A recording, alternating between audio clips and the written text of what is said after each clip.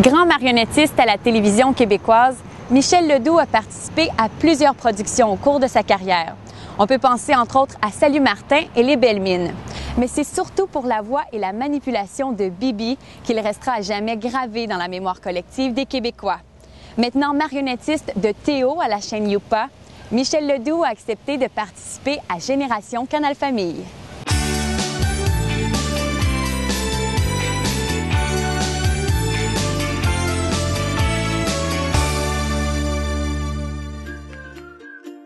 Bibi Geneviève, c'est né d'une idée d'un producteur qui s'appelle Paul Cadieux, qui s'est associé à Francine Touga, qui s'est trouvé être l'auteur.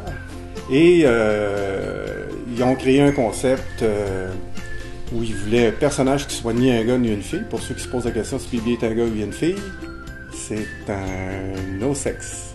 Alors, c'est ni un gars ni une fille.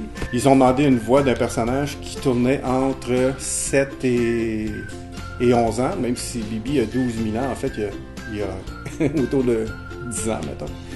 Puis, il demandait une voix donc particulière de ce niveau d'âge-là, ça a fluctué d'une voix à l'autre. Le concept, à prime abord, c'est toujours le principe de la recette à deux. Bobino, Bobinette, Kéméclip, Félix et Ciboulette, Bibi Geneviève. C'est une recette gagnante dans l'univers télévisuel pour enfants, c'est-à-dire qu'un adulte, comédien, porteur des informations et une marionnette qui est un peu le caractère d'un enfant qui pose beaucoup de questions. C'est le principe de base.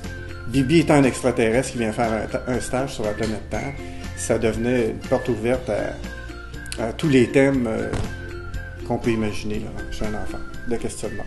Pourquoi tu parles fort? Mais écoute, Bibi, tu te rends pas compte? Tu poses une question à peu près toutes les 2 secondes. Je suis pas une machine à répondre, moi. Ah, c'est quoi une machine à répondre? Ah non, j'ai rien dit, j'ai pas posé de question. OK. Quand Bibi Geneviève est née, naissait en même temps le Canal Famille. En fait, le Canal Famille est né et il y a eu la commande de Bibi Geneviève. Et Bibi Geneviève est devenue la locomotive du Canal Famille. Moi, je me disais une nouvelle chaîne spécialisée, le câble, peut-être tout à fait un an. Tu sais pas si ça va durer ou pas, parce qu'aujourd'hui, il y a une multiplication des chaînes, puis encore là, on se dit, ça va-tu tenir? Canal Famille est mort éventuellement, mais j'aurais jamais pensé qu'il aurait fait, je pensais 12 ans ou 15 ans Canal Famille. Bibi Geneviève a commencé en 88, et moi, j'ai été marionnettiste en 79. Déjà, j'avais presque une dizaine d'années de travail télévisuel dans l'univers de la marionnette. Sauf que c'était le personnage le plus marquant de tous les personnages que j'ai faits. Parce que c'est celui dont on parle le plus aujourd'hui. Écoute, il y avait 12 000 lettres, pas 12 000, 25 000 par semaine qui rentraient. Ce qui fait que il y en a que j'ai pu retenir, mais particulièrement, je te dirais, ça venait du Burkina Faso, à Ouagadougou. C'était une participante qui envoyait souvent des dessins, puis à un moment donné, elle m'a envoyé une vidéo en disant notre village s'est réuni pour faire une fête parce qu'on avait gagné. Il y a quelqu'un du village qui avait gagné. Puis tout le monde avait porté le vêtement traditionnel, puis on fait une grosse fête vidéotapée pour Bibi. Puis c'était beau avec les costumes traditionnels, c'est magnifique. Vous avez également participé aux aventures du pirate Mad Dog. Comment c'était de travailler avec un des plus grands lutteurs québécois? C'est bien particulier parce que Maurice venait de se faire opérer et suite à son opération, il y avait moins de mémoire parce que beaucoup d'anesthésie. Puis sur le plateau, il fallait qu'il apprenne une page à la fois avec quelqu'un qui faisait répéter, un répétiteur. C'est-tu ça? Ouais. Et quand il avait lu les 5 pages, mettons, d'une scène, le répétiteur, il expliquait ce qu'il venait d'apprendre. Quand on tournait, des fois, Maurice, en plus qu'il n'avait pas le sens télévisuel, pouvait s'adresser à une caméra ou l'autre sans savoir quelle caméra devait être sur lui. Fait que lui, il parlait à n'importe quelle caméra selon son instinct. Fait que le réalisateur, lui, s'adaptait, il switchait d'un bord puis de l'autre. Sauf que Maurice perdait ses textes.